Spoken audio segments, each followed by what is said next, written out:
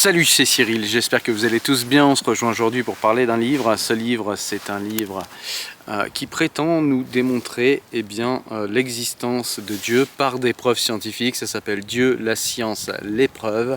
C'est un livre aux éditions Très Daniel et c'est un livre de Michel-Yves Bolloré et de Olivier Bonassi.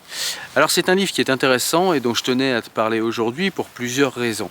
Alors déjà on va parler de la forme. Au niveau de la forme, c'est un gros livre, c'est un grand format et c'est un livre assez épais. Mais le fait que ce soit un grand format, c'est intéressant parce que du coup ça permet d'avoir des écritures qui sont assez grosses et honnêtement c'est hyper agréable à la lecture.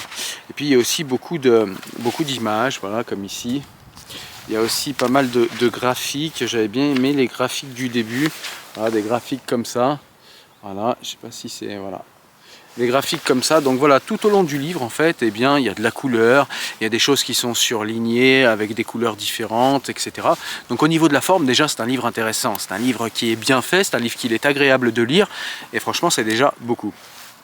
Le second point, et le plus important, c'est qu'au niveau du fond, c'est un livre qui est extrêmement intéressant. Dans la première partie du livre, ce livre va nous rappeler comment se forme une connaissance scientifique, quelles ont été les dernières découvertes scientifiques et surtout cosmologiques, et qui ont soi-disant en fait invalidé l'idée de Dieu. Et en fait, ce livre prétend nous démontrer que Dieu existe par des preuves scientifiques.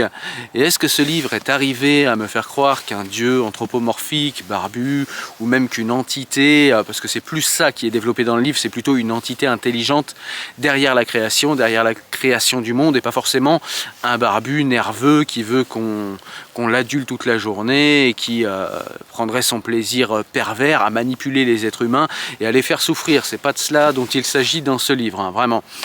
Mais voilà, il y a quand même des questions intéressantes qui sont posées dans ce livre.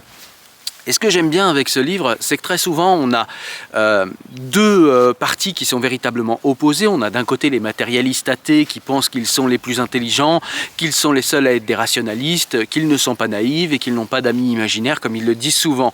Et puis on a l'impression que de l'autre côté, on a les croyants un petit peu naïfs qui ont un ami imaginaire, qui croient un petit peu n'importe quoi, qui croient tout ce qu'on leur dit et qui n'ont pas d'esprit scientifique et qui ne sont pas rationnels. Et en fait, ce livre vient nuancer tout ça, en fait, parce que c'est pas si simple. On voit que ça n'est pas si simple. Ça n'est pas si simple pour plusieurs raisons. La première raison, c'est que déjà, il y a beaucoup de scientifiques qui sont des croyants. Il y a aussi eu d'immenses scientifiques dans notre histoire, ou d'immenses philosophes, ou d'immenses rationalistes qui ont été des croyants. On peut citer par exemple Descartes, c'est ce qui nous est rappelé dans le livre, mais de toute façon, je vous ai déjà parlé de Descartes sur la chaîne. Descartes, bien qu'inventeur du cartésianisme et d'une théorie de la connaissance qui nous sert aujourd'hui en science, Descartes était un fervent chrétien.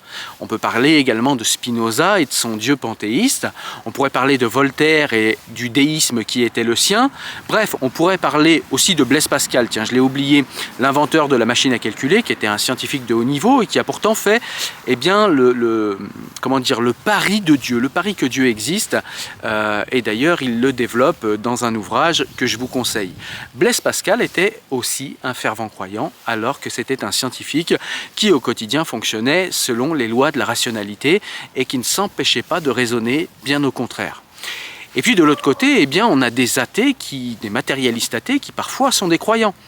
On nous donne par exemple dans le livre un exemple de croyance des matérialistes athées, c'est ces croyances en le multivers ou en la théorie des cordes.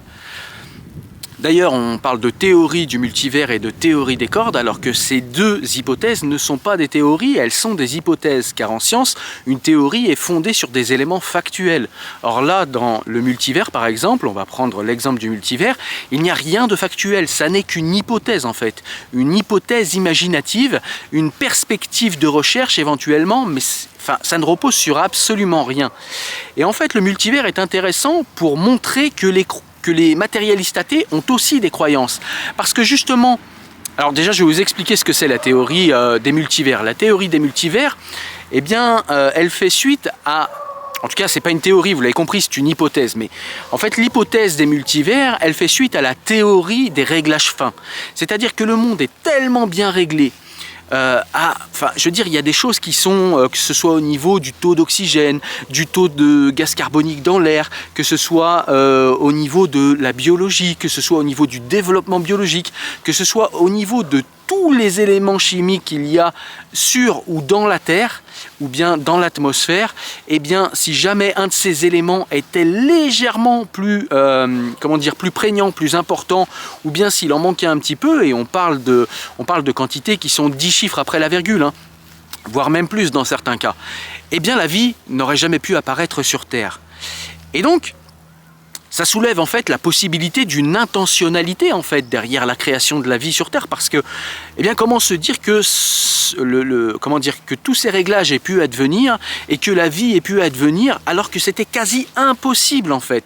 C'est dans le livre on nous explique que c'est comme si on gagnait en fait quelque chose comme 100 ou 150 fois au loto de suite. De suite, c'est quelque chose qui ne peut pas arriver en fait, et c'est arrivé. Et le seul moyen que les matérialistes athées ont d'expliquer ça en évacuant, comme ils aiment le faire, la question de Dieu, eh bien, c'est de parler de l'hypothèse des multivers. C'est-à-dire qu'ils font l'hypothèse qu'il y aurait des milliards et des milliards de multivers, enfin d'univers, des milliards et des milliards d'univers, et que dans tous ces milliards d'univers différents, bah, il y en a un qui, par coup de chance, par coup de bol, en fait, eh bien, a fait advenir la vie, a fait advenir le vivant.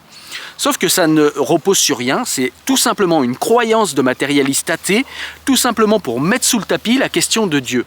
Et je trouve que ce livre est intéressant pour ça, parce qu'il nous montre en fait à quel point on a souvent l'impression que les croyances sont biaisées dans leur réflexion et dans la manière dont ils raisonnent, ce qui n'est pas faux, pas toujours en tout cas, mais on oublie que les matérialistes athées sont aussi biaisés. C'est-à-dire qu'ils font, eux, le choix de conclure en l'absence de preuves et en l'absence de conclusion. Ils font le choix de conclure qu'il n'y a pas d'intentionnalité derrière la création de l'univers et derrière l'univers tel qu'il nous est présenté et tel qu'on le voit. Mais en l'absence de preuves, il n'y a pas de preuve de l'existence, mais il n'y a pas de preuve de la non-existence non plus, eh bien on ne peut pas conclure. Et pourtant les matérialistes athées décident de conclure avec une croyance. Comme les croyants parfois aussi concluent un peu rapidement, et il ne s'agit pas, ni dans le livre, ni dans ma pensée, de le nier, il s'agit simplement de mettre un petit peu de nuance dans cette espèce d'opposition un petit peu factice qu'on nous montre les matérialistes athées croyants rationalistes contre les matérialistes athées non pas croyants justement, les matérialistes athées raisonnables, raisonnés et qui s'appuient que sur des faits factuels, et puis en face on aurait les croyants un petit peu benets qui ne s'appuient que sur des croyances. Les choses sont beaucoup plus nuancées que ça, et on nous rappelle également dans ce livre, par des citations, hein, je ne sais plus exactement à quelle page, mais il y a tout un chapitre en fait où il y a énormément de citations. Tiens, c'est ici, il y a beaucoup de citations, il y a une trentaine de pages de citations en fait de scientifiques qui montrent en fait par des publications qu'ils sont des croyants, et ça ne les empêche pas de raisonner au quotidien, mais c'est simplement que quand on pose la question de Dieu, eh bien ce sont des questions métaphysiques, ce sont des questions qui ont plus de 2500 ans en Occident, pardon. Donc c'est pas des croyances ou c'est pas des questions qu'on va évacuer comme ça d'un revers de bras en disant bon ça y est maintenant on a la science, on évacue la question de Dieu, ça n'a plus de sens, etc. D'une, c'est factuellement faux, parce que, encore une fois, dans le livre, il nous est montré que très souvent, on nous dit que telle ou telle découverte en cosmologie invalide la possibilité de Dieu. Eh bien, c'est un biais, en fait, des matérialistes athées, parce que, du côté des croyants, ils peuvent avoir une autre interprétation de ces découvertes et se dire que peut-être que ça, au contraire, souligne, peut-être que ça pose d'une manière plus prégnante encore la possibilité de l'existence d'une intentionnalité derrière le développement, derrière la création d'abord et le développement de l'univers. On peut parler par exemple du Big Bang et de la deuxième loi de la thermodynamique. Ces deux théories, qui sont pour le coup des théories appuyées sur des faits, appuyées sur des observations factuelles, eh bien, on peut se dire que s'il y a eu un Big Bang, c'est qu'il y a eu un début de l'univers, et la deuxième loi de la thermodynamique nous indique que l'univers va mourir. Et si l'univers va mourir, ça veut dire que l'univers est né. Et donc, si l'univers est né, eh bien, se pose la question de la naissance de l'univers et de la création de l'univers. Et on ne sait aujourd'hui toujours pas ce qu'il y a avant le Big Bang. C'est-à-dire qu'on nous fait croire, très souvent, les matérialistes athées ou les athées militants nous font croire que ça y est, en fait, on a réglé l'histoire de la création du monde, ça s'est passé par le Big Bang est advenu, l'univers s'est déployé et la vie est arrivée comme par hasard. Et voilà, cessez de réfléchir, il n'y a plus rien à réfléchir. C'est plus compliqué que ça, parce que Pourquoi le Big Bang est advenu? Est-ce qu'il y a eu une force qui a fait advenir le Big Bang?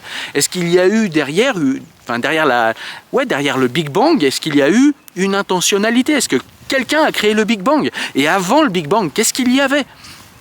Et les scientifiques militants athées et les matérialistes athées sont assez mal à l'aise avec cette question, parce que cette question pose la possibilité d'un Dieu, encore une fois. Donc c'est ça que j'aime bien dans le livre, même si moi je ne suis pas monothéiste et je ne suis pas religieux, je trouve que les questions métaphysiques inhérentes à nos sociétés et qu'en France on essaye un petit peu trop souvent de mettre sous le tapis, et on voit d'ailleurs que la religiosité en France revient très très forte, justement parce qu'on essaye d'évacuer les questions métaphysiques comme ça, un petit peu d'un revers de bras. Et ce livre me paraît intéressant, c'est pour ça que je vous le conseille à la lecture, parce qu'il pose d'une manière, je trouve, intelligente les questions métaphysiques à l'aune de la science actuelle. Alors évidemment, le livre est un petit peu biaisé, évidemment, les auteurs essayent de nous convaincre de leur biais, essayent de nous convaincre de leur sujet, essayent de nous convaincre des réflexions et des vues qui sont les leurs. Mais je veux dire, pas plus que n'importe quel autre livre, en fait. Chaque auteur a des biais, chaque auteur est là dans un essai pour essayer de vous démontrer que ce qu'il écrit, que ce qu'il théorise est vrai. Donc, ce livre, voilà, c'est pas un livre militant, c'est pas un livre, voilà, c'est simplement l'avis de deux personnes qui ont décidé en fait de réfléchir à l'aune des découvertes scientifiques, la question de Dieu et les questions métaphysiques autour de Dieu. Et ça, c'est super intéressant parce que ça amène beaucoup d'intelligence autour de la question de Dieu, au lieu d'apporter bêtement de la science froide ou bien d'apporter bêtement des croyances imbéciles. Ce livre ne fait ni l'un ni l'autre, il apporte de la science, il apporte des faits factuels et il apporte aussi quelques interprétations des croyances à l'aune de la science. Donc ça, c'est intéressant. On nous dit par exemple très souvent que le fait qu'il y ait une théorie de l'évolution, le fait qu'il y ait évolution de tous les êtres biologiques dans le monde, et le fait qu'il y ait un Big Bang, ça invalide la possibilité d'un Dieu. Ce livre nous montre qu'absolument pas. Au contraire, d'un certain point de vue, en fait, le fait que la vie évolue, le fait que la vie se transforme et s'adapte à son contexte et s'adapte à son environnement, au contraire, peut signifier qu'il y a une intentionnalité derrière la création et la modification, l'adaptation de la vie sur Terre. Donc voilà, c'est un livre que je te conseille, tu l'as compris. Alors est-ce que ce livre m'a convaincu de l'existence de Dieu? Non.